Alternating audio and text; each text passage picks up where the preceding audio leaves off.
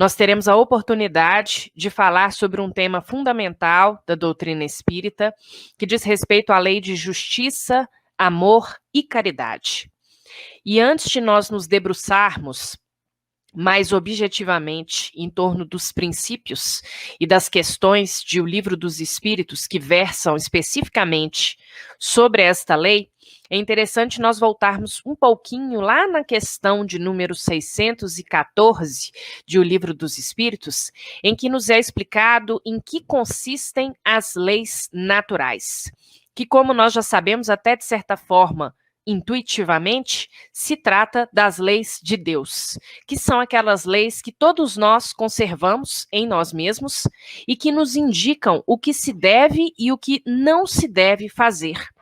Imutáveis e eternas como o próprio Deus, porque conforme nós lemos já nas primeiras questões também do Livro dos Espíritos, né, na questão de número 2, quando Kardec indaga a espiritualidade, que é Deus, e os espíritos nos respondem, inteligência suprema, causa primária de todas as coisas, e na sequência desta primeira pergunta, os espíritos nos falam, né, de que todas essas leis de Deus, elas são eternas e imutáveis, assim como o próprio Deus. Porque se Deus fosse uma entidade, digamos, mutável, que se modificasse, que se transformasse com o tempo, as suas leis, por sua vez, também não teriam nenhum tipo de estabilidade. E isso não seria positivo, nem tampouco benéfico para a manutenção da ordem do universo. E é ainda na questão de número 621 que Kardec pergunta aos espíritos onde essas leis estão escritas ou inscritas.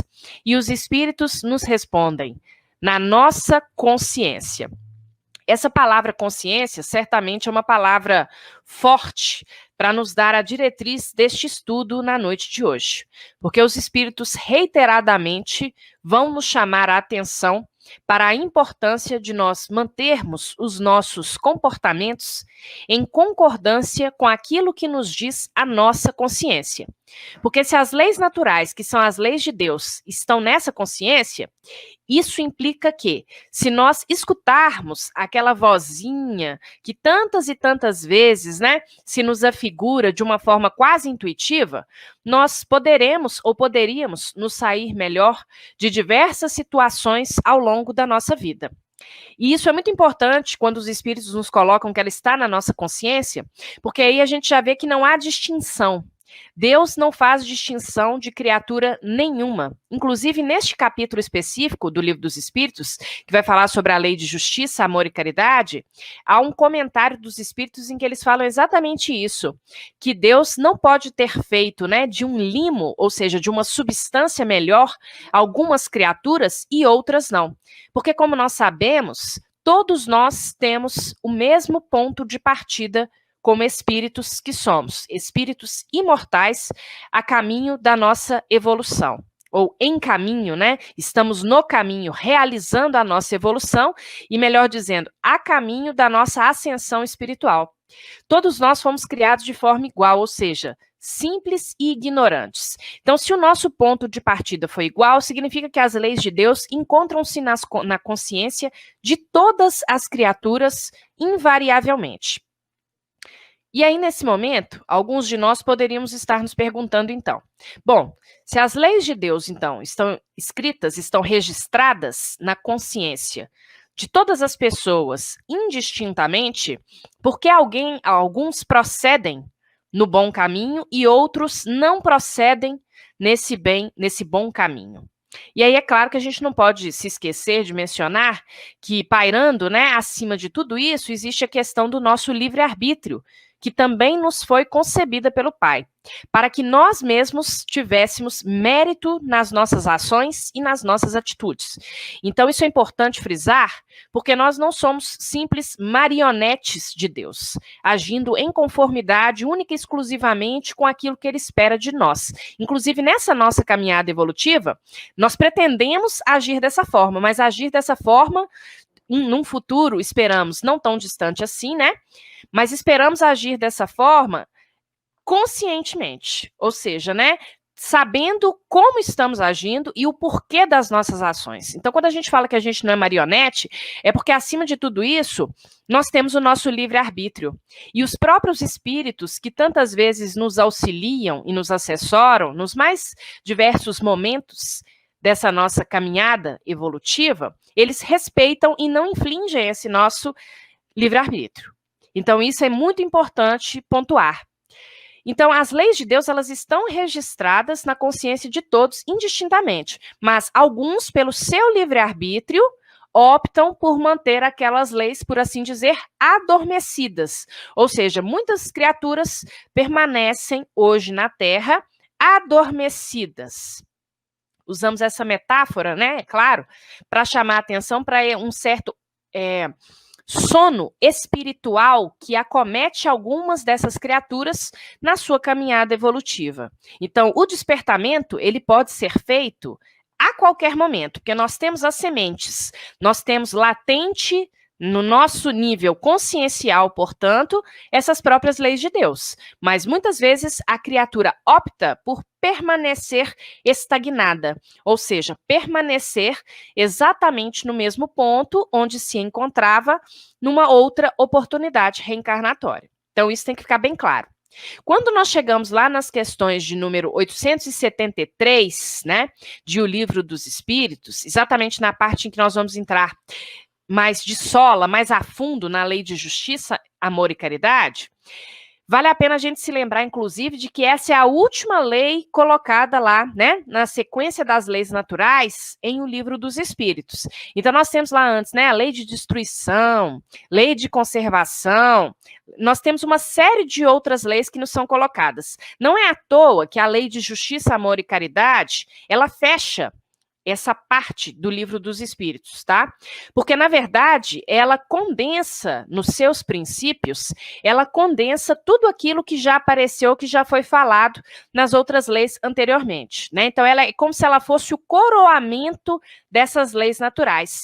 O que quer dizer para nós, em síntese, que se nós agirmos, né, em prol da manutenção dessa lei de justiça, amor e caridade, estaremos invariavelmente caminhando no bem, ou seja, né, estaremos a caminho daquilo que Kardec nos coloca lá no Evangelho segundo o Espiritismo, no item Sede Perfeitos, quando ele menciona, né, uma série de características que seriam as características da perfeição moral.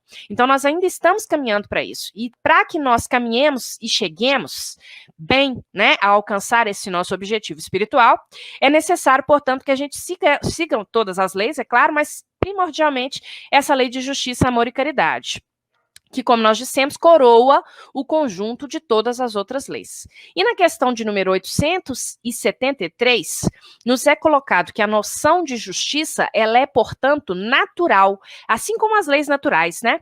Ela é intrínseca ao homem, ela está registrada no coração do homem. Tanto é assim que os espíritos nos dizem nessa resposta que, ao menor sinal de injustiça, os homens se revoltam. Ou seja, nós já trazemos em nós, né, essa sede por justiça. E os espíritos ainda nos dizem o seguinte, que há homens extremamente simples que possuem uma noção de justiça mais elevada e mais adiantada do que homens que têm extremo conhecimento. E aí é claro que o conhecimento seria intelectual, por assim dizer, né? Então, o que é que os espíritos estão nos mostrando com isso? Eles estão nos mostrando que o conhecimento intelectual, ele não é necessariamente equivalente ao nosso desenvolvimento moral. Gente, basta nós olharmos o nosso próprio percurso como humanidade, né, para que a gente consiga entender a dimensão dessa afirmação dos espíritos. Vejamos que, se a gente comparar a nossa sociedade, o grau de adiantamento material, o desenvolvimento tecnológico que nós temos nos dias de hoje, em relação aos séculos anteriores, nós veremos que hoje nós já estamos muito mais adiantados nesse sentido do que há séculos atrás, né? Então, isso não tem nem, não restam dúvidas a esse respeito. Mas, paralelamente a isso, apesar de nós termos alcançado, né, tantos feitos em termos de tecnologia, né, e em termos científicos, ou até mesmo filosóficos, nós observamos que a prática do bem, a prática da caridade, o desenvolvimento moral, muitas vezes ele se encontra comprometido. E isso é muito curioso, porque nos dias de hoje nós conseguimos observar isso com extrema clareza. Nós convivemos hoje, estamos vivendo um momento em que muitas criaturas, como os próprios espíritos, nos asseveram durante várias e várias oportunidades, em mensagens registradas em diversas instituições espíritas, nós estamos vivendo um momento em que muitos espíritos estão tendo a última oportunidade de reencarnarem aqui no nosso orbe, no planeta Terra. Porque se persistirem no mal, como nós estamos num momento de transição planetária, se estes espíritos persistirem no mal, serão convidados a continuar a sua jornada evolutiva em outros orbes condizentes com o seu estado moral, por assim dizer. É semelhante ao que aconteceu com a Terra, né? Nos seus primórdios, em que aqueles famosos exilados de Capela, né, foram de lá exilados, né, de um sistema, de um orbe que se chamava justamente Capela, para cá. Então, a Terra, naquele momento, ainda muito pouco desenvolvida tecnologicamente, em termos de conhecimento e de produção intelectual, e estes espíritos que estavam anos-luz à frente aqui da Terra, mas que em moralidade não estavam tão desenvolvidos assim, foram convidados, então, a sair de Capela e estagiarem aqui na Terra, né, num duplo movimento, ao mesmo tempo que estariam ajudando o nosso planeta, e estariam também trabalhando em prol do seu melhoramento pessoal, tá? Então, por que nós estamos chamando a atenção para isso? Porque nós estamos vivendo um momento, de certa forma, parecido, né? Nós estamos caminhando para um mundo de regeneração, chamado mundo de regeneração.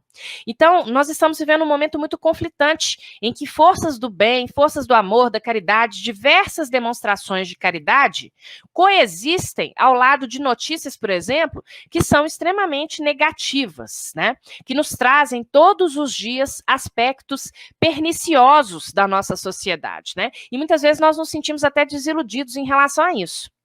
Mas aí é o próprio Emmanuel, no livro Pão Nosso, que nos chama a atenção para isso, né?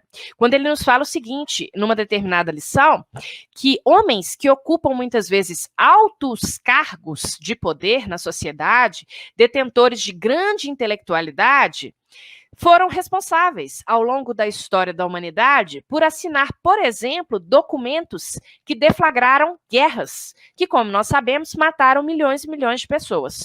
Então, nós estamos chamando atenção para isso porque é claro que o conhecimento intelectual e esse avanço da tecnologia, da ciência, são cruciais para o nosso planeta e para o nosso desenvolvimento enquanto espíritos imortais. Mas nós estamos no momento em que já devemos dar um passo à frente para cumprir essa lei de justiça, amor e caridade, ou seja, o nosso desenvolvimento moral é que deve ser buscado de uma forma mais sólida. Na lição Tenhamos Paz, deste mesmo livro, né, do livro Pão Nosso, pelo Espírito Emmanuel, psicografia do Chico Xavier, é ainda o mentor Emmanuel quem nos diz o seguinte: educar a visão, a audição, o gosto e os ímpetos representa base primordial do pacifismo edificante. É uma lição muito bonita, essa lição, intitulada Tenhamos Paz, em que ele vai nos chamar a atenção também para outras questões, como, por exemplo, para o fato de que nós reagimos ao ambiente em que nós estamos conforme as nossas inclinações, né? Então é por isso que ele fala que nós temos que educar os nossos sentidos, porque nessa lição ele nos diz o seguinte: nós vemos de acordo com aquilo que nós somos. Nós ouvimos em conformidade com aquilo que está dentro de nós. Ou seja, a gente só absorve aquilo que encontra ressonância dentro de nós. Aquilo que a gente quer ouvir, né? A nossa verdade. Então, ele nos diz que nós temos que educar esses sentidos. A visão, a audição, o gosto e os ímpetos. É muito importante quando ele nos traz esse substantivo, né? Ímpetos. Quer dizer, quantas e quantas vezes na nossa vida, ao invés de procurarmos a justiça, né? E daqui a pouco a gente vai ver o que é que o Livro dos Espíritos nos diz que é a justiça. especificamente, mas quantas e quantas vezes nós agimos por impulso, né? A impulsividade é algo extremamente negativo nas nossas vidas. No livro mais recente, pelo espírito Hermance Dufour, ela vai nos dizer exatamente isso, que a impulsividade, né, é algo que nos deixa lá atrás na cadeia evolutiva, nos impede de seguirmos adiante, né? Que a gente mais reage às situações do que age propriamente dito, né? Buscando esse pacifismo edificante que Emmanuel nos coloca aí nessa lição. E Emmanuel ainda completa, dizendo o seguinte: sentimos com a reflexão ou com o caos. Ou seja, nós sentimos e vivenciamos as situações em conformidade com aquilo que se encontra genuinamente nos nossos corações. Na questão de número 874, é por isso que Kardec, né, e os espíritos nessa questão especificamente vão responder, chamando atenção para o fato de que os homens apresentam compreensões distintas, né, do que seria justiça. Se nós perguntássemos hoje para cada um que aqui se encontra assistindo essa palavra, individualmente, não buscando, em princípio, o conceito que está lá na doutrina espírita, cada um de nós, muito possivelmente, ofertaria uma resposta diferente ao que considera ser justiça. Né? Então, cada um entende de uma forma diferente. Às vezes, o que um considera que é justo, o outro acha que é injusto. Né? Por que isso? Na questão 874, os espíritos nos dizem que o homem ele é influenciado pelas paixões. E é claro que nessa palavra paixões estão contidas todas as nossas vicissitudes e as nossas mazelas morais. Ou seja, nós ainda somos influenciados pelo nosso orgulho, pelo nosso egoísmo, pela nossa impulsividade, como nós falamos anteriormente. Então, quer dizer, cada um de nós tem uma compreensão distinta nesse sentido, muito em decorrência disso. E nós falamos no início também sobre o nosso percurso como humanidade, nós observamos que isso também carrega um paralelo com a história da humanidade, né? Se a gente voltar lá atrás, né, e observarmos, por exemplo, o que era considerado justiça em séculos anteriores, dentro dos próprios propósitos do direito, né, do direito enquanto disciplina constitucional, digamos assim, né, ou mesmo o próprio direito penal, por assim dizer, né, ou seja, como um corpo de princípios, né, então o direito como um corpo de princípios, se a gente voltar alguns séculos atrás, a gente vai ver que muita coisa que era considerada justa, hoje é vista por nós, em pleno século XXI, como uma barbárie. Então, quer dizer, até mesmo como humanidade, essa ideia do que seria justiça, ela se modifica. Sobretudo quando nós levamos em conta o aspecto da lei civil. Mas na questão 875, os espíritos nos respondem objetivamente o que vem a ser a justiça. E eles nos dizem: a justiça consiste em cada um respeitar os direitos dos demais. Repetindo, a justiça consiste em cada um respeitar os direitos dos demais. Então, quer dizer, essa questão da justiça, ela não está ligada somente a nós no âmbito individual, nós como individualidade, mas ela se relaciona principalmente com aqueles laços que nós vamos estabelecer e construir socialmente, tá? Então, isso está ligado à questão da lei humana também, que nós temos as nossas leis, as leis que regem cada sociedade, em cada país, né? Sabemos, por exemplo, que as leis do Ocidente muitas vezes são diferentes das leis que aparecem no Oriente, né? Às vezes nós até nos surpreendemos com algumas leis que regem, né, a constituição de determinados países no Oriente, por exemplo, e assim por diante. Então, é uma questão cultural também, né? Então, nós temos a lei humana e nós temos a lei natural. E aí é muito interessante que quando a gente pega o tema da noite, que é a lei de justiça, amor, caridade, né? Nós temos três palavras, nós temos um tríplice aspecto. Se a gente pensa na doutrina espírita, nas chamadas três revelações, nós vamos observar o quanto essas revelações que vieram, né? Elas estão expressas nessa máxima, justiça, amor e caridade. Vejamos. Quando a gente pensa em Moisés, né? Moisés era a própria encarnação justiça, porque os princípios que ele trouxe, sejam aqueles princípios humanos, aquela parte civil que foi feita por ele próprio, né, em conformidade com o grau de entendimento do povo àquela época, ou seja, a parte da lei natural ou lei divina, expressa no famoso decálogo, os 10 mandamentos, né, trazidos diretamente por Deus, seja como for, né, a gente poderia dizer que Moisés, né, a justiça está expressa nessa primeira revelação por Moisés. Na segunda revelação, nós teríamos a questão do amor, que, como nós sabemos, nos foi trazida por Jesus. Eu não vim destruir a lei, mas dar-lhe cumprimento. Que lei é essa? A lei do amor. É quando Jesus põe por terra alguns princípios expressos pela lei mosaica, princípios que faziam parte do Código Civil e não da lei divina. Vamos falar melhor sobre isso.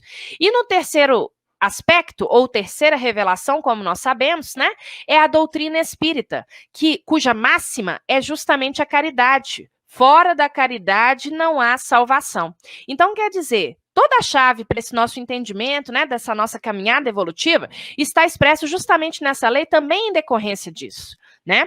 Quando a gente volta à lei mosaica, né, o que eu chamei de parte humana, né, a parte da lei cunhada pelo próprio Moisés, o famoso olho por olho, dente por dente, né, em que nós vemos expresso, por exemplo, o princípio da própria vingança, se a gente for parar para pensar, né? Essa parte, ela já caiu por terra. Né? E ela caiu por terra, não é hoje que ela caiu por terra, ela cai por terra quando o próprio Jesus nos traz os princípios do amor. Então, quer dizer que essa parte da lei, como todas as leis humanas, era uma parte mutável. Sim, de uma linguagem forte, né? Se a gente for parar para pensar, mas em tudo adequada ao nível de moralidade do povo daquela época. Ou seja, essa forma pela qual ela se expressava, né, essa forma de uma linguagem forte, ela era necessária, como nos esclarece o próprio Kardec no primeiro capítulo do Evangelho segundo o Espiritismo. Tá? E ela teve as suas bases derrocadas, né? Ela cai por terra essa parte com a chegada do próprio Jesus, quando Jesus ele vem nos dizer que sim, né? Quando interpelado pelos fariseus sobre qual seria o maior mandamento, e aí a gente tem que se lembrar que os fariseus, o objetivo implícito, né, era fazer com que Jesus, de certa forma, caísse numa cilada, porque o maior mandamento é amar a Deus sobre todas as coisas, de todo o teu coração, de todo o teu entendimento. É o primeiro princípio expresso no decálogo mosaico. Né? Mas Jesus pregava o amor aos semelhantes o tempo todo, né? O amor ao próximo. Então, quando os fariseus fazem essa pergunta para Jesus, na verdade, queriam que ele incorresse, né, uma certa cilada filosófica, né, que ele dissesse o contrário do que estava no decálogo. Mas o que Jesus responde é muito interessante, né? Que o primeiro mandamento era justamente este: amarás ao Senhor teu Deus sobre todas as coisas, de todo o teu coração e de todo o teu entendimento. E eis o segundo mandamento, equivalente ao primeiro: amar ao próximo como a si mesmo. Toda a lei e os profetas estão contidos neste ensinamento. Ou seja, o que Jesus faz? Ele traz uma nova roupagem, né? E aí a gente vai ver que ele nos estabelece alguns princípios que até hoje são muito difíceis de serem seguidos por nós, né? Como, por exemplo, né, se alguém te bater em uma face, que nós dessemos a outra. A questão do perdão, que a gente vai falar um pouquinho mais para frente, porque está ligada a essa ideia da justiça, de certa forma também, né? Mas é uma questão, é um aspecto que nós, como humanidade, ainda temos muito de trabalhar, né? Tanto no âmbito individual quanto coletivamente. No desdobramento da questão de número 875, que é a questão de número 875A, né, nos é colocado, os próprios espíritos nos chamam atenção para isso que a gente dizia anteriormente, que as leis de hoje, né, não são as mesmas leis, né, da Idade Média, por exemplo. Ou seja, a humanidade ela avançou em termos de conhecimento filosófico, em termos de conhecimento científico, né? Claro que houve um progresso moral em vários sentidos, né? Mas esse progresso ele ainda não está completo. E é ainda o mentor Emmanuel que nos chama atenção para isso, quando ele nos diz o seguinte, que o amor e a sabedoria são os dois instrumentos, ou são as duas asas que conduzem o homem à perfeição. Então, isso implica dizer que muitas daquelas questões, né, que eram consideradas antigamente, os espíritos citam aí a Idade Média, que eram considerados, né, princípios basilares daquela sociedade, hoje nos parecem monstruosos, né? Mas à época pareciam perfeitamente adequados. É o caso do duelo, por exemplo, né? Que inclusive há uma questão no Livro dos Espíritos que vai nos discorrer exatamente sobre isso, que é a questão de número 757, e os espíritos são muito claros em relação a ela, né? O duelo pode ser considerado como legítima defesa? Pergunta Kardec, isso lá no século XIX. E os espíritos respondem, não. É um assassinato e um costume absurdo, digno de bárbaros. com uma civilização mais adiantada e moralizada, o homem compreenderá que o duelo é tão ridículo quanto os combates que se consideraram antigamente como o juízo de Deus. Ou seja, né, os espíritos eles são categóricos em afirmar que o duelo era uma barbárie. Essa questão de duas pessoas se desafiarem, né, em decorrência da honra, que nós sabemos que perdurou durante tantos séculos e tirou a vida de tantos, e nas questões subsequentes, a questão de número 757, os espíritos vão dizer, né, que independentemente do motivo, né, desse, aspas, lavar a honra, as pessoas envolvidas ou eram consideradas assassinas, né, assassinos, ou eram consideradas suicidas, de alguma forma. Então, para a gente ver que também como humanidade, como coletividade, nós fomos progredindo no que se refere a isso. E na questão de número 876, seguindo aí a ordem que nos é colocada pelo Livro dos Espíritos, eles vão chamar atenção para aquilo que nós dissemos lá no início, que o guia seguro é sempre a nossa consciência. Ou seja, que o que deve pautar o nosso comportamento moral é sempre nós fazermos aos outros aquilo que nós gostaríamos para nós mesmos. Então, é a gente se colocar no lugar do outro, é a gente buscar uma empatia, né? Então, quando eu sou grosseira com alguém, a gente tem que se perguntar o seguinte, né? Independentemente do motivo, será que se eu fosse aquela pessoa, eu gostaria de ser tratada também com grosseria?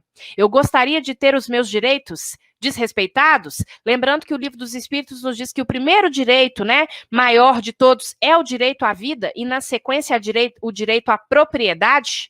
Qual propriedade? Aquela propriedade que é angariada por nós com o nosso próprio esforço, ou seja, que nós ganhamos com o nosso trabalho, né? Então, é digno que nós lutemos pela manutenção do nosso patrimônio quando ele é um patrimônio legítimo, que visa assegurar, por exemplo, benefícios para a nossa família e para aqueles que conosco convivem. E aí os espíritos chamam a atenção, não uma busca desenfreada por bens materiais e por propriedades, também não é isso, né? Mas nós temos sim o direito, né, daquilo que é fruto do nosso próprio trabalho e antes disso, em primeiro lugar, o direito à própria vida, que esses sim são direitos sagrados e que devem ser respeitados no topo disso que a gente chamou aí de justiça, que é justamente essa questão de respeitar o outro. E aí, nessa questão 876, num comentário que se segue, nos é colocado o seguinte: a sublimidade da religião cristã está em que ela tomou o direito pessoal por base do direito do próximo. Ou seja, é isso que nós acabamos de dizer. Se eu quero algo para mim, eu quero na mesma medida para o meu próximo. E é a gente se colocar no lugar do outro, refletir sobre a nossa conduta em relação a esse outro. E é ainda na questão 877, né, que os espíritos vão discorrer sobre essa questão dos direitos e dos deveres recíprocos. E eles nos dizem que, quando o homem age com represálias, é motivo de confusão humana. Aí vem justamente essa questão do aspecto da vingança. E aí eu gostaria de, rapidamente, pegar uma pequena história que aparece num livro pelo espírito Hamed. É um livro Fábulas de La Fontaine, pelo espírito Hamed, psicografia do Francisco do Espírito Santo Neto. E é um livro, como o próprio título ele anuncia, é um livro em que o Hamed vai pegar uma série de fábulas, né? Ou seja, histórias cujos principais personagens são animais e vai trazer uma série de reflexões sobre o comportamento humano. Mas nessa história em específico, é curioso, mas nessa história em específico as personagens não são animais, são humanos de fato, né? E ele vai falar sobre a vingança. E nessa história nos diz o seguinte: conta a antiga história que um homem foi condenado pelos cidadãos de sua aldeia a ser jogado no fundo de um poço abandonado e vazio. A população do vilarejo, que tinha sido desrespeitada e ofendida por ele durante muito tempo, decidiu tomar para si o encargo de julgar e punir aquele indivíduo.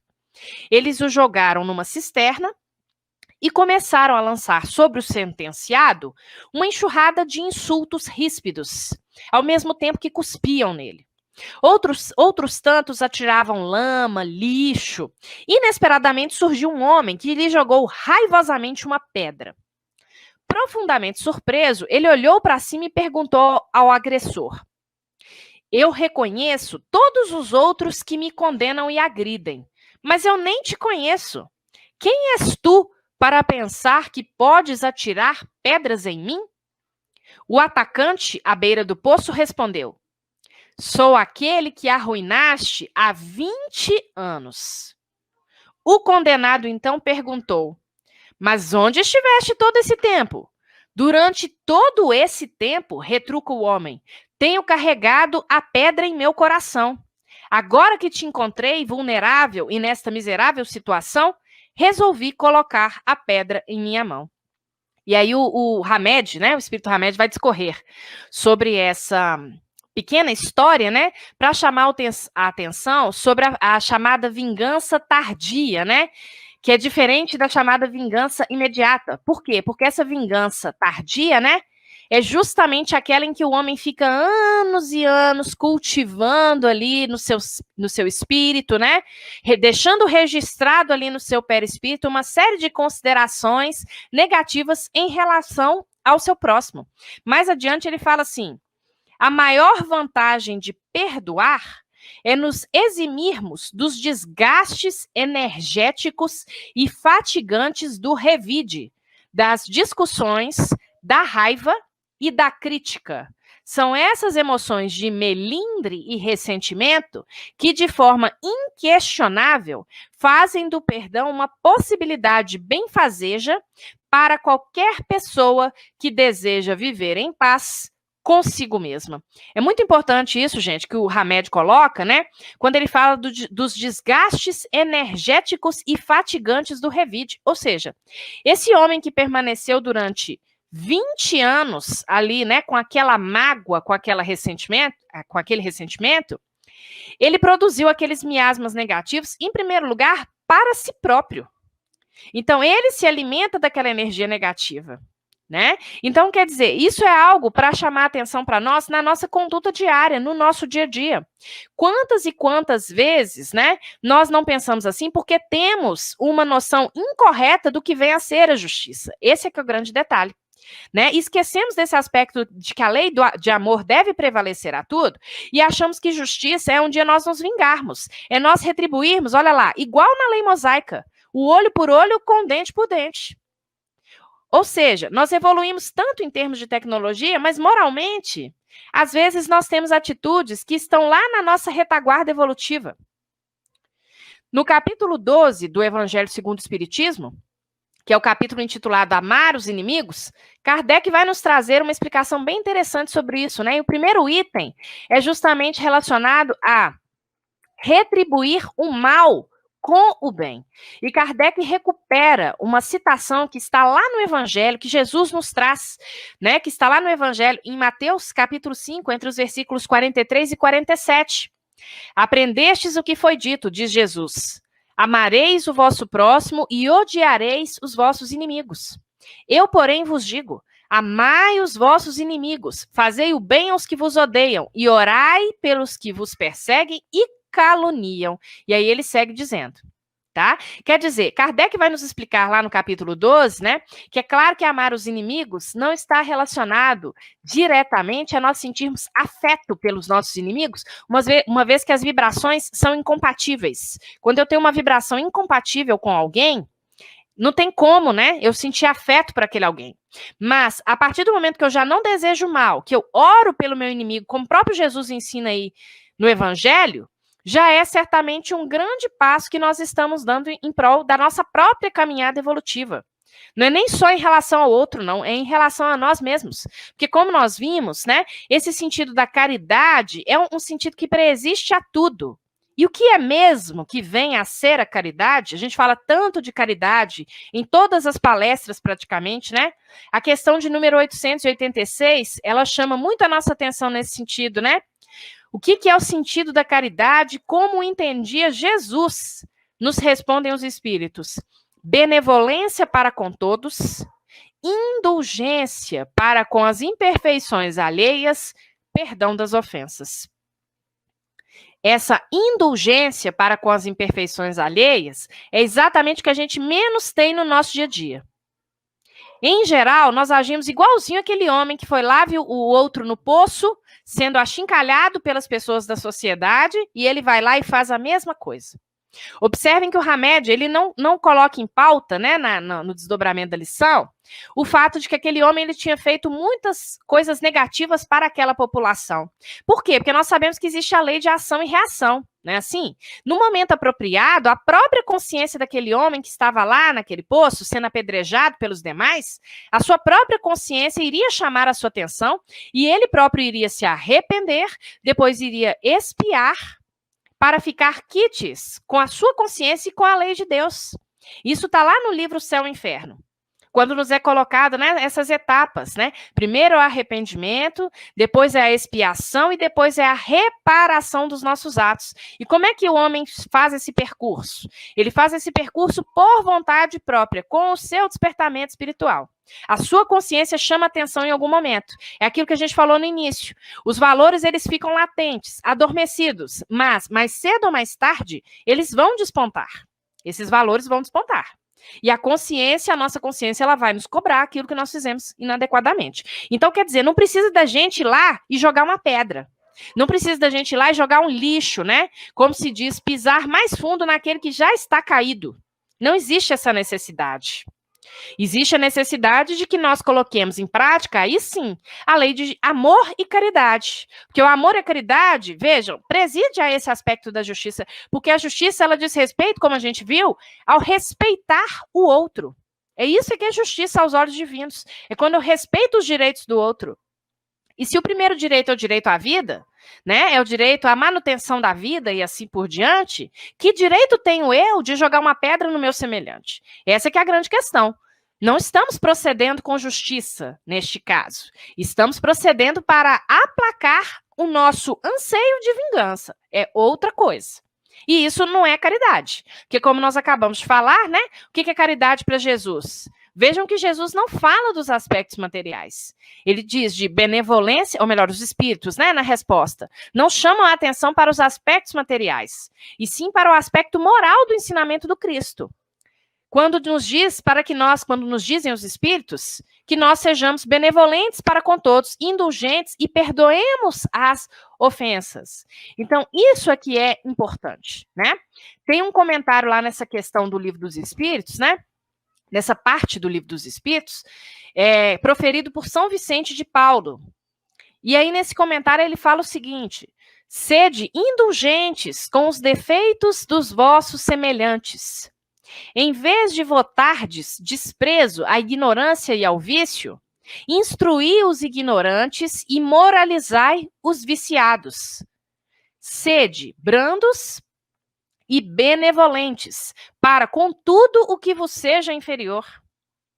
Sede-o para com os seres mais ínfimos, ou seja, menores, né, da criação, e tereis obedecido à lei de Deus. Olha que bonito isso que São Vicente de Paulo nos coloca. Sede brandos e benevolentes para com tudo o que vos seja inferior.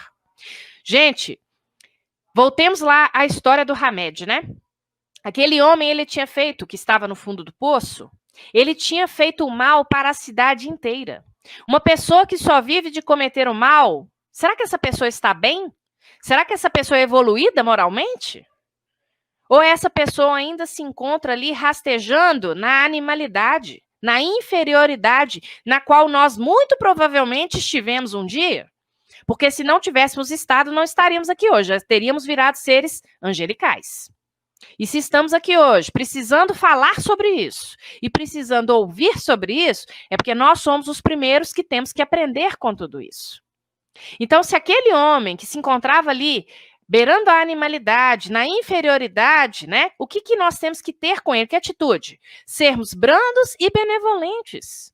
Se nós já temos um cadiquinho de conhecimento a mais, não quer dizer também que nós somos muito melhores, não, porque se estamos no mesmo plano reencarnatório, mas cada um de nós, é claro, no nosso tempo, nas nossas condições, com o melhor aproveitamento ou não das oportunidades que a vida nos oferece.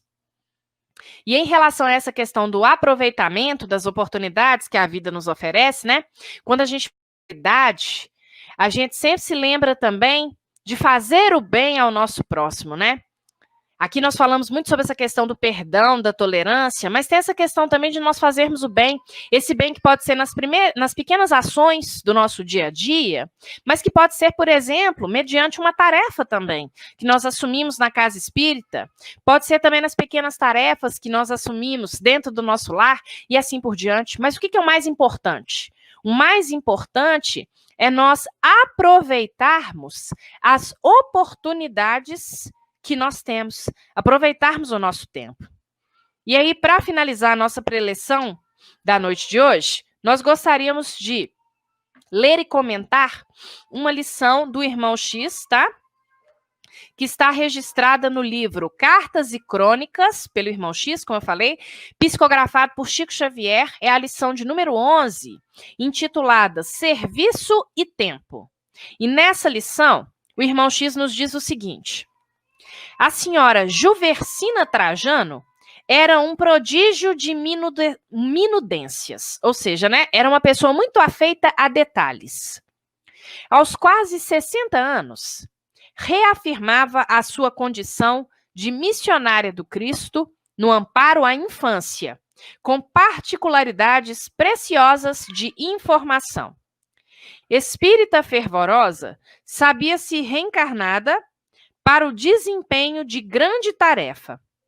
Cabia-lhe socorrer crianças desprotegidas. Antevia a obra imensa. Mentalizava-se rodeada de pequeninos a lhe rogarem ternura. Enternecia-se ao narrar as próprias recordações da sua vida de espírito, antes do berço, pois Dona Juversina chegava a lembrar-se do tempo em que se via no plano espiritual, preparando a existência física em que se reconhecia habilitada ao grande empreendimento.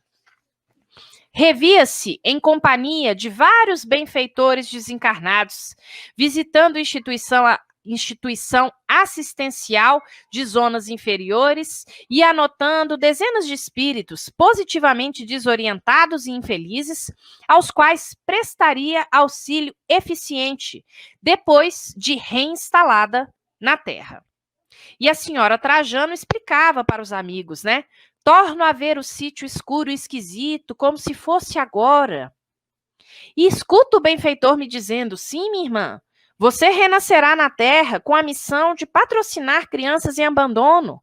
Será benfeitora maternal dos filhinhos da expiação e do sofrimento. Deste recanto de aprendizado partirão 80 espíritos transviados, mas sequiosos de esclarecimento e de amor. Você organizará para eles um lar regenerador. E assim ia a senhora se lembrando de tudo isso. A senhora Trajano contava então com 32 anos de idade quando iniciara com êxito a construção de um lar para os rebentos do infortúnio. O empreendimento, lançado por ela em terreno fértil, encontrara a melhor acolhida.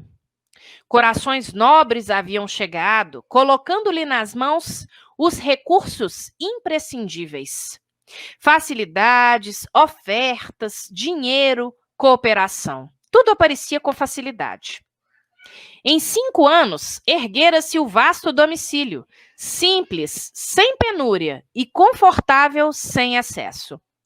Juversina, porém, era muito exigente. E por isso, conquanto a casa fosse digna, ela prosseguia descobrindo detalhes que considerava de especial importância. Nunca se sentia confortável o suficiente para abrigar as dezenas de crianças que lhe batiam às portas. Depois do edifício acabado, quis aumentá-lo. Compradas as terras, decidiu a formação de pomares. Multiplicaram-se campanhas, projetos, apelos, doações, mas não ficou só nisso. Resolveu modificar por várias vezes o teto, o piso. Deliberou experimentar sementeiras diferentes em hortas, jardins, reformando tudo, insatisfeita. Quando tudo fazia prever a inauguração, solicitou varandas, além de galpões, caprichosas calçadas e assim sucessivamente. E 26 anos se passaram na expectativa. Todo esse tempo se desdobrara em pormenores e pormenores, quando na reunião mediúnica semanal de que era companheira solícita, compareceu por um dos médiuns psicofônicos, o irmão Ambrósio, que era o seu mentor espiritual. O mensageiro exortou ao cumprimento da promessa e explicou com elegância e beleza sobre as necessidades da infância na reencarnação terrestre. Ela escutou, mas percebeu que a palavra do instrutor continha certa advertência. E ao despedir-se dele, perguntou: Irmão Ambrósio, não estarei sendo leal a mim mesma? O irmão admite que me mantenho fiel às obrigações que abracei? O interlocutor fixou inesquecível gesto de brandura e respondeu com a bondade de um pai que aconselha uma filha. Sim, minha irmã, você tem sido muito exata no programa traçado, tem trabalhado e sofrido pela obra, mas não se esqueça do tempo. As horas são empréstimos preciosos. E acrescentou sob o espanto geral: 30 espíritos necessitados de recondução e assistência, dos 80 que você se comprometeu a socorrer e reeducar, são delinquentes de novo. 2 são obsidiados perigosos na via pública. 6 estão fichados por doentes mentais em penitenciárias e os restantes 22 se encontram internados em diversas cadeias. Queridos irmãos, queridas irmãs, nós julgamos que essa lição que o irmão X nos traz, ela é muito oportuna para nós finalizarmos as nossas reflexões da noite de hoje, nos lembrando sempre de que um cabedal, um tesouro precioso que o Pai nos concede é sempre o tesouro do tempo. Que nós possamos, então, aproveitar as oportunidades que se nos afiguram, sem colocarmos muitos impedimentos, muitos detalhes, e que caminhemos com todas as nossas imperfeições, que certamente são muitas ainda, mas é melhor caminharmos com essas imperfeições e irmos trabalhando a pouco e pouco essas arestas do que simplesmente deixarmos de caminhar. Nós temos que nos lembrar que nós estabelecemos relações com os outros, né? Espíritos encarnados e desencarnados. Muitas vezes nos comprometemos ainda no plano espiritual com muitos desses espíritos e não podemos nos dar ao luxo de adiarmos e de deixarmos para amanhã aquilo que efetivamente pode ser realizado hoje. Que Jesus possa, então, nos intuir, nos amparar, nos acompanhar todos os dias das nossas vidas e que o amor esteja sempre à frente das nossas atitudes, hoje, agora e sempre. Que assim seja.